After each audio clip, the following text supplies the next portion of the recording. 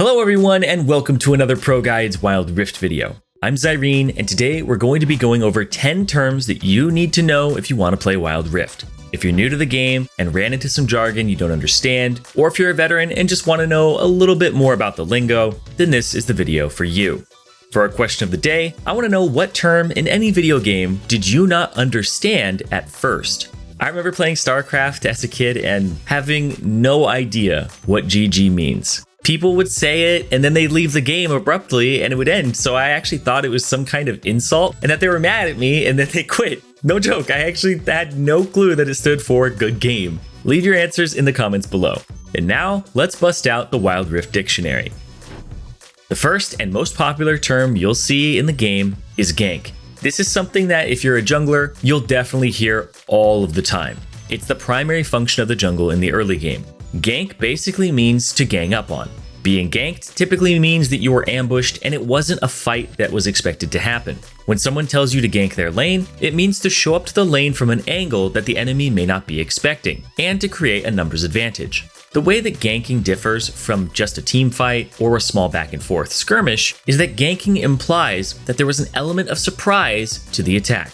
So when you see someone crying about needing a gank or being ganked, now you know what they're talking about. There is some speculation that this term is a combination or shortening of gang attack, but I think it's honestly just an evolution of the word gang that slowly over time just sounded good and it stuck because of that. And speaking of gang, if you need a bigger one, consider heading over to our community Discord. You'll be able to meet a ton of players who want to jump into games, improve, and even just chat about the game. So go ahead and click the link in the description to join the Discord and get to ganking. Next up, we have split push. We just talked about something that junglers do all the time, but now here's a term that mostly solo laners will need to be familiar with.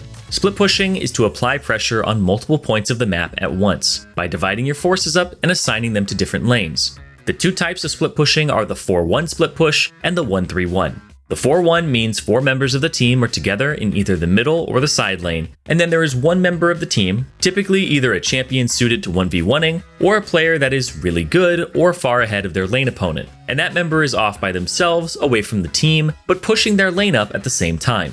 The 1-3-1 split push is where there is a main squad of 3 players in the middle, pushing up. And then there is simultaneous pushing on both side lanes of the map by 2 individual players who aren't with the team. The thing about the 1-3-1 split push is it gets you more, but it does require players to pay attention to what is going on around them. The name 1-3-1 is also a little bit deceptive, because it's not always a 1-3-1, but it'll always be called that. Sometimes it's a 1-1-3 in terms of where the laners are assigned from the Baron to Dragon lane, but everyone will just still call it a 1-3-1. And also, honestly, most of the time, it's a 1-2-1, but people like to include the jungler in the 3, but junglers really should be floating around the solo laners and making sure that they're safe and potentially get a gank off. There's way more power in shadowing 2 lanes and sticking around them than there is being visible in the middle lane. So even if they say 1-3-1, just know that you have options within that strategy that are a little more minute and aren't explained by just the term, but nonetheless exist under its umbrella. Now let's bring it back a little bit and talk about a few more simpler terms. You'll often hear someone tell you to B, which is short for back or base. In the game, the ability is called recall, and you may also hear it be called that as well. All this means is the person saying it is pressing their recall and returning back to the fountain. So be careful and aware that you're about to be alone. If I'm in lane with you and I say I'm B, it's me letting you casually know that I'm about to ditch you, but I'll be back later. If you want to tell someone else to recall, you can always say, let's B, or I need to B, let's push up.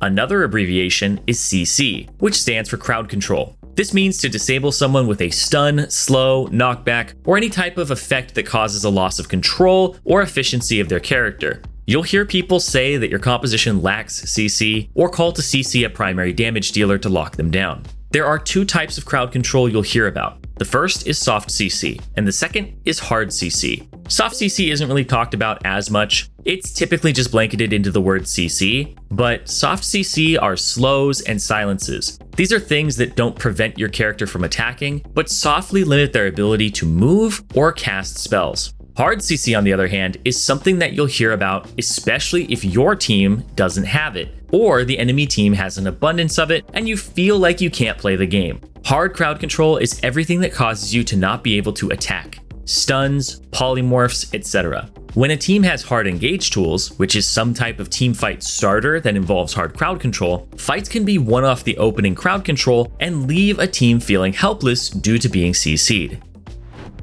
Here's actually a fun one that I want to throw in here, and it's ELO, which isn't an abbreviation like our last term, but people think it is, and sometimes capitalize all 3 letters in it. But ELO is actually someone's last name. Arpad Elo was a chess player who invented a rating system that represented skill relative to other players by introducing an exchange of points or rating in a win or loss. When people ask you what your Elo is, they're asking for your rating. You may also hear people call it MMR, which stands for matchmaking rating. But at the end of the day, when someone says Elo, they're referring to your division and rating, or Elo hell, which they can't get out of. Now that we're past the halfway, let's talk about a term you won't hear too often in Wild Rift, but it's still important to know, and that's LEASH. LEASH refers to assisting in a jungle camp by giving it damage, or letting it hit you so that the jungler doesn't have to use their HP pool. Leashing in Wild Rift in the early game isn't really a thing, and it's more of a League of Legends term. But you'll still hear people talk about needing a leash on Dragon. Leashing is assisting in a jungle camp or pulling it so it doesn't deal any damage early on. This can typically involve a technique called kiting, which as a bonus I'll just explain really quickly. Kiting is dealing damage to something while simultaneously moving and staying out of its attack range while doing so. Kiting is typically a ranged character thing, but can be done by melees with slows and soft CC. And speaking of slows and crowd control, our next term is peel. Peeling is the act of crowd controlling enemies that are targeting someone on your team. You want to slow their advances or straight up prevent them from reaching your target. If you are engaging onto someone and their teammates begin to focus you, those teammates are actively peeling you to stop you from reaching their teammate. It's essentially the inverse of engaging. It's falling back to keep someone safe instead of advancing to apply pressure onto someone. Now let's go back to explaining a few abbreviations, because those for me are always kind of the ones I'm not so sure about as a player. Like when someone says GG, I mean, that could be anything. It could be good game, get good, or Gary Gygax. So clearing up abbreviations is something I'm always a fan of. So let's talk about CS. CS stands for creep score. Although in the game they are called minions and monsters, and the actual score on the scoreboard is called minion score, the term CS has withstood all of the attempts to make the term something else. Probably because MS is already something that people say when they refer to their ping, and using an abbreviation is all about clarity and communication. So I can see how someone saying they have 100 MS could be confusing. I don't know if they're talking about having killed 100 minions or if they're feeling a little latency. So unlike in real life, in Wild Rift, having a high creep score is a good thing. It's referring to the number of minions you've killed, and the higher that number, the more money you have. When someone is saying your CS is low, that's what they're referring to. When someone says they need to focus on CSing, it means they need to last hit minions and get themselves more gold. If someone wants that CS, it means save those minions for them. So why is it called creep score if there isn't anything in the game called a creep? It's honestly just an archaic term that originated in Dota because you kept track of how many things you had killed via your creep score. This term was used by the community and a lot of the early Dota players, and has just been perpetuated and proliferated throughout time. So for our penultimate term and our final abbreviation, it's SS. This is a term also originating from Dota, and it means stay safe. This is what people say when their lane opponent is missing and they don't know where they went. When someone says SS, it means you need to watch out and be alert because someone may be ganked. People in America end up using MIA a bit more, which stands for missing in action, and is the same call out to your team. It means be alert because there's someone roaming around right now. If you end up saying SS or MIA and then your lane opponent comes back into your lane, you just need to say re at that point, which is short for returned, which means don't pay attention to my SS or MIA anymore, my lane opponent is no longer missing. And for our final term in Wild Rift that you need to know, it's SMURF. This term originates and comes from the little blue people in the TV show The Smurfs, and it refers to being much stronger than your appearance would lead others to believe. This is used to talk about people who are better players or higher elo than the account that they're playing on. If I'm a super good player and make a second account, and then I play in really low rated games, I'm smurfing on people. When someone on your team claims to be smurfing, it means they have a main account that isn't in the game right now, and it's really highly rated. If someone says watch out for X player on the enemy team, they're a smurf, it means they must have found something that has led them to believe that person is not playing in the elo they're supposed to be playing in. And that's going to do it for our 10 Wild Rift terms you need to know. I hope you all enjoyed the video. Don't forget to like, comment, and subscribe, as well as answer our question of the day. To be honest, I'm still actually a little embarrassed that I thought GG was an insult for so long, so don't take offense when I tell you guys to stay safe, wash your hands, and GG.